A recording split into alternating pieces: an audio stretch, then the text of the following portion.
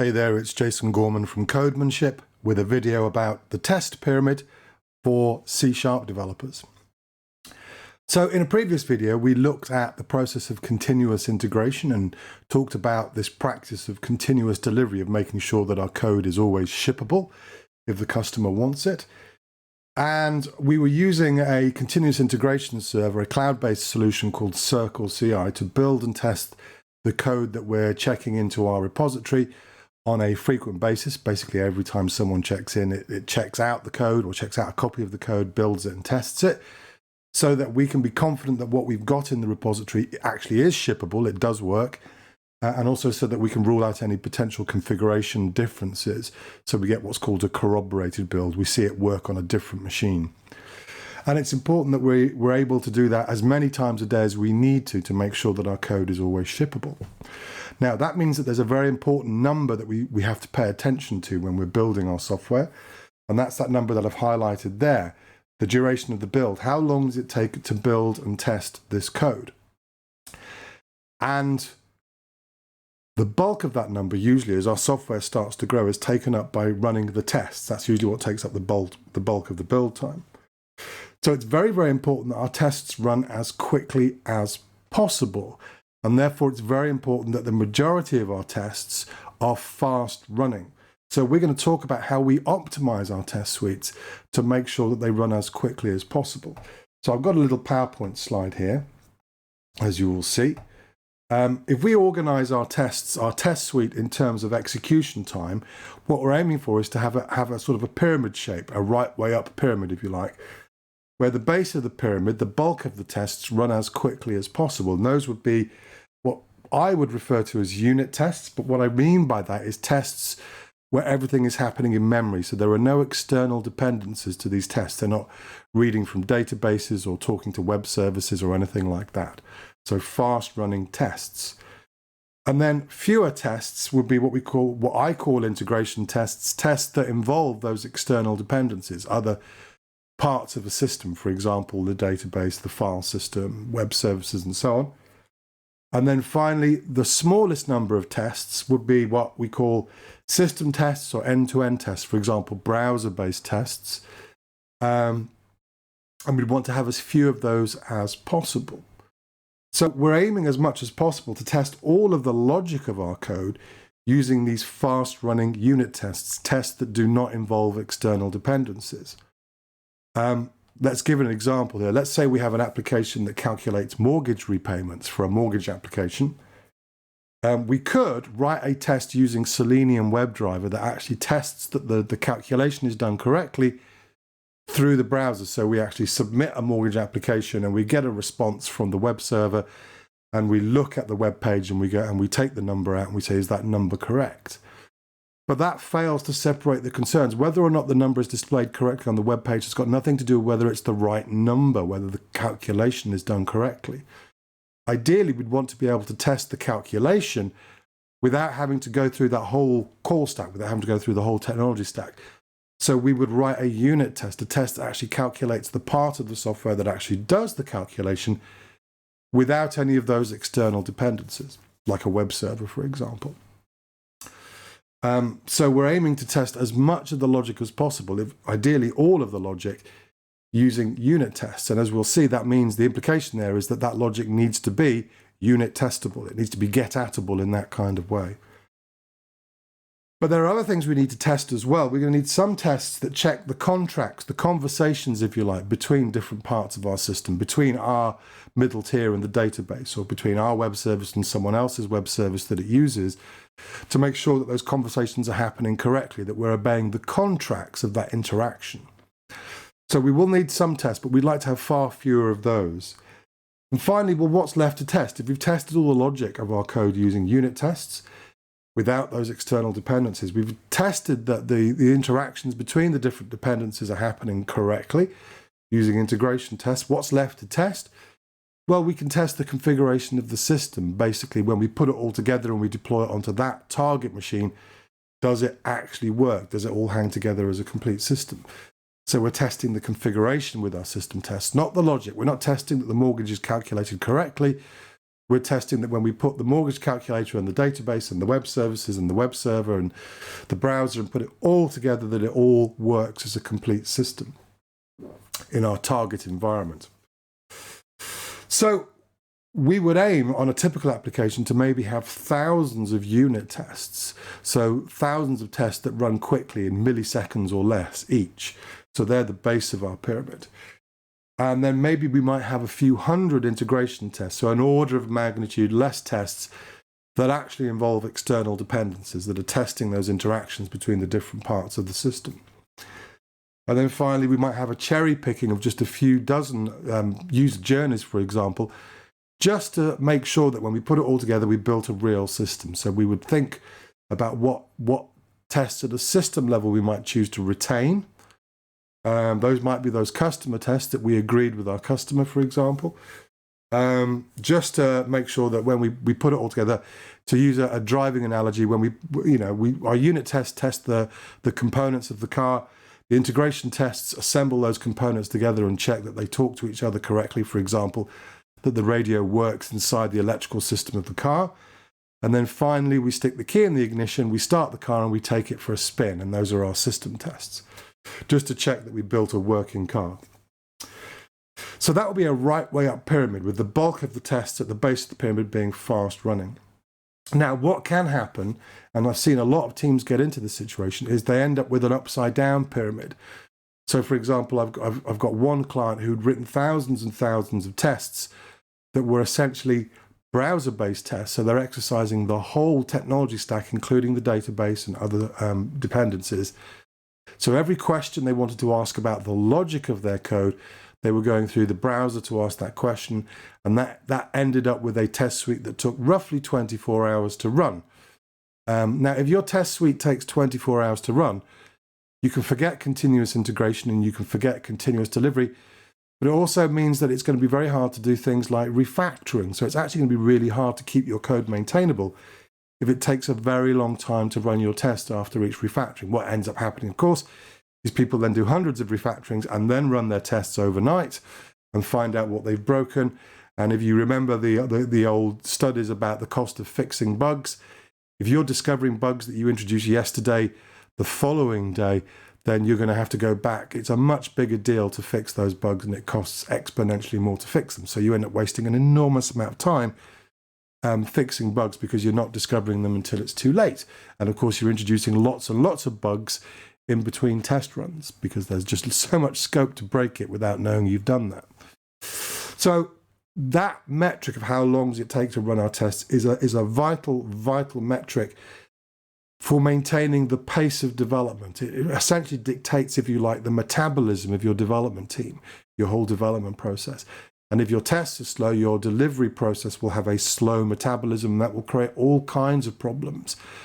For example, if delivery is slow because it's taking you a long time to build and test the software, then getting feedback from end users is going to take longer because your release processes are going to be much slower as well. Because your code's going to be broken for much of the time in a non-shippable state. So you're not going to be releasing very frequently. And if your feedback from end users is less frequent, that means in terms of iterative design, that whole learning process, figuring out what works and what doesn't, is going to take a lot longer. So it creates all kinds of requirements problems, surprisingly, because we're learning much more slowly about what works and what doesn't from shipping real software to real end users and getting that kind of feedback. So it creates all kinds of problems. And I've not just seen it create problems for software development, but I've seen those problems knock on to create problems for the entire business. I'm thinking, for example, of a financial services company who, when I arrived, had spent, they were testing their software actually manually at the time, so it was taking them weeks to test it. And they've been stuck in this sort of terrible loop where they would test the software. It took about 3 or 4 weeks. And then at the end of that, they'd report all of the bugs they found to the developers. The developers would fix the bugs, but they weren't testing the software while they were fixing the bugs. So they're in there essentially introducing all new bugs. So every go round that they did of this, the test, bug fix, test, bug fix, test, bug fix, the number of bugs wasn't going down. The software was not stabilizing. It was not becoming shippable. And they went round in this circle for about 9 months, spending millions of pounds. But also that delay to the release of those internal systems, the systems they use to run their business, was creating knock-on effects for the whole business. It was slowing the whole business down, because without changes to the software, the business can't change the way they do things at scale, the way they operate. So whether it's a software product that you're selling or a service that you're selling, or whether it's internal IT systems that you use to do your business, your inability to change that is going to become a limiting factor on your ability to adapt as a business. And what this particular client was finding was that their competitors were marching ahead of them, much more nimble. I'm not going to use the A word, much more nimble than this company. And when we looked into it, the reason they were more nimble is because their tests took like 2 minutes to run. So they could build it, test it, build it, test it, build it, test it, release, feedback, change. So I've seen the time it takes to run tests. I've seen slow running tests kill some pretty big businesses. I'm not going to name them, but I've seen this kill $1 billion a year businesses, some very well established businesses. So it's vitally important that we can retest our code as quickly as possible, which means we need to aim for a right way up pyramid in terms of the distribution of our tests and their execution times, with the bulk of the tests being fast running as possible. Okay, now let's take a look at an example here.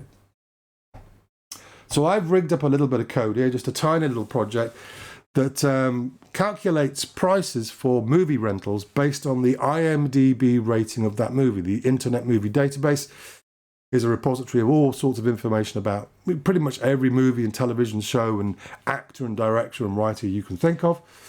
And one of the pieces of information they have is a rating, the IMDb rating. So we have a little bit of code here that calculates the price of the rentals based on the IMDb rating. Here's the code here. So for most movies, for an average movie, we charge £3.95 for a rental. But if it's a great movie, if its rating is more than 7, we add £1 to that price. And if it's a bad movie, if it's a turkey, we knock £1 off the price. So there's our logic. So that's a bit like our mortgage calculation. To have a right way up pyramid, we would like to be able to test this logic by itself, but there is something getting in the way here.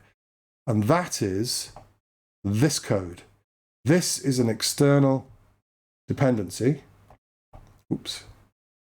where we're actually connecting to a web API and fetching the movie information using the ID of the IMDb entry.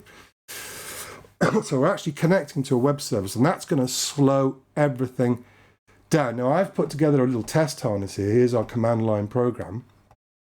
So there are no unit tests for this at the moment. And what I can do here with my command line program, let's run the program here.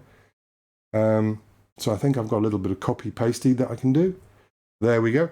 So I'm going to run the build of this and give it an ID and then the name of the member of the library that's going to be renting this. And it's going to create a rental. It's going to fetch that movie information, calculate the rental price, and then it's going to output that to the screen, hopefully. Let's see. No, it cannot find the file specified. That's very helpful. That's because I'm in the wrong folder. There we go. Let's try again. So it's actually going to do this for real. It's going to connect to the web service. There we go. So it's saying for The Abyss, that's the movie that I've chosen here. Great movie, by the way. We're going to charge £4.95. That's a premium movie, basically. And that is correct. So I might do this test for a premium movie. I might do this test for an average movie. And I might do this test for a turkey. And to speed things up a little bit, what I've done is I put together a little Windows batch file here that's actually going to test all 3 of those cases for me. So let's just run the batch file. See what happens. Off it goes.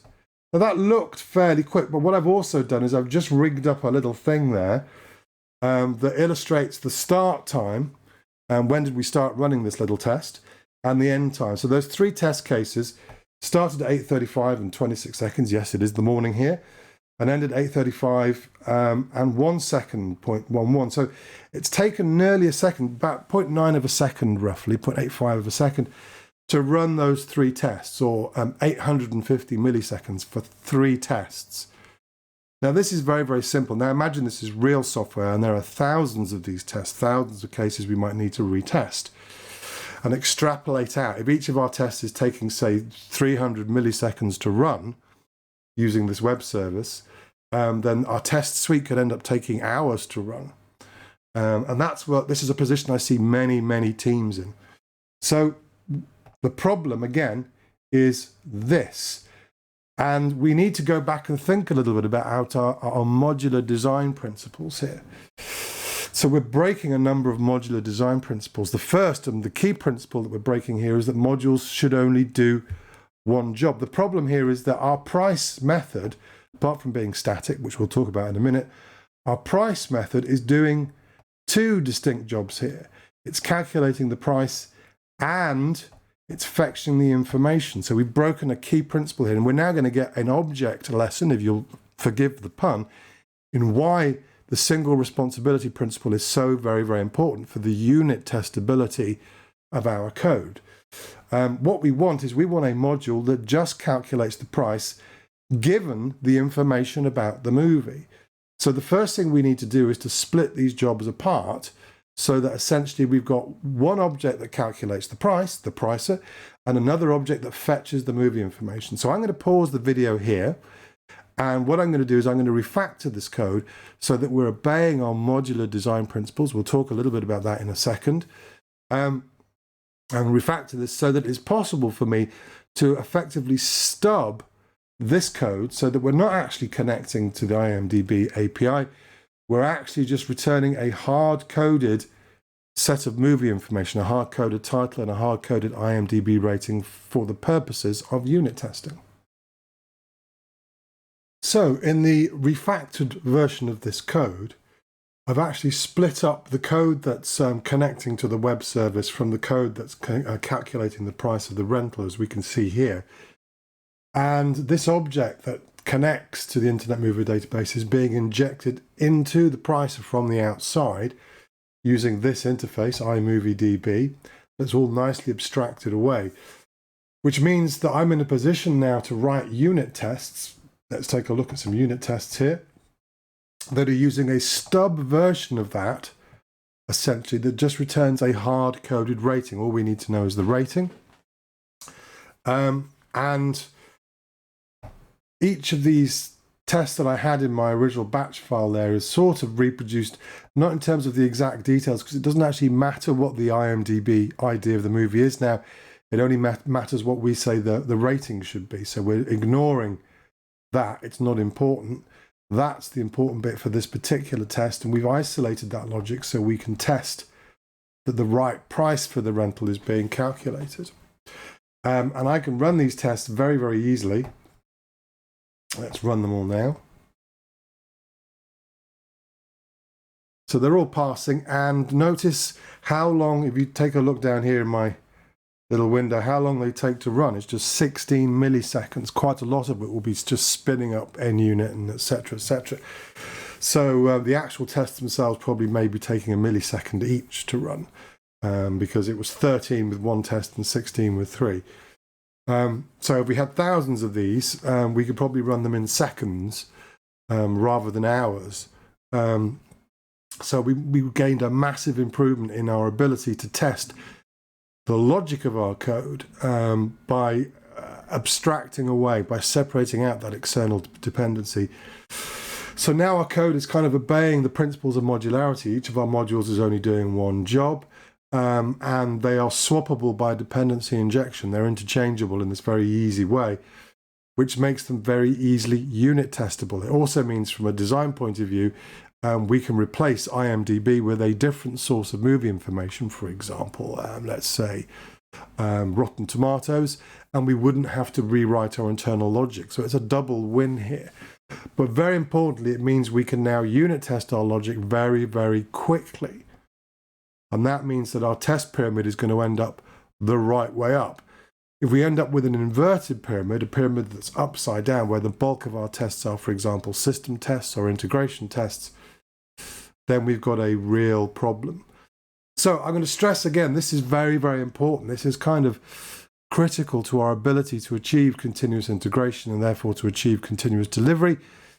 which is kind of critical to our ability to keep changing the software until we get it right, or when the requirements change, to change it again and again and again. The slower those tests run, the harder that's going to be.